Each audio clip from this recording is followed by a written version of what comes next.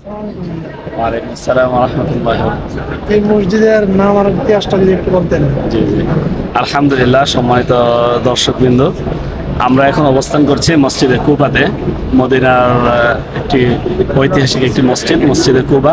আল্লাহ রাসূল সাল্লাল্লাহু আলাইহি ওয়াসাল্লাম মক্কা থেকে মদিনায় হিজরত করেন। মদিনায় হিজরত করে সর্বপ্রথম আল্লাহ রাসূল 14 দিন, মতান্তরে 10 দিন এই মসজিদে আল্লাহ রাসূল অবস্থান করেন।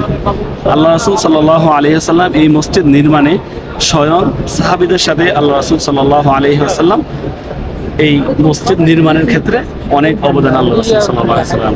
রাসূল সাল্লাল্লাহু আলাইহি ওয়াসাল্লাম ইরশাদ করেছেন, এই মসজিদে যদি কোনো ব্যক্তি 2 রাকাত নামাজ পড়েন তাহলে তার আমলনামায় একটি উমরা হজের সওয়াব আল্লাহ তাআলা দেন। সুবহানাল্লাহ। আল্লাহ রাসূল সাল্লাল্লাহু আলাইহি ওয়াসাল্লাম প্রতি শনিবারে মসজিদে নববী থেকে পায়ে হেঁটে এই মসজিদে আসতেন।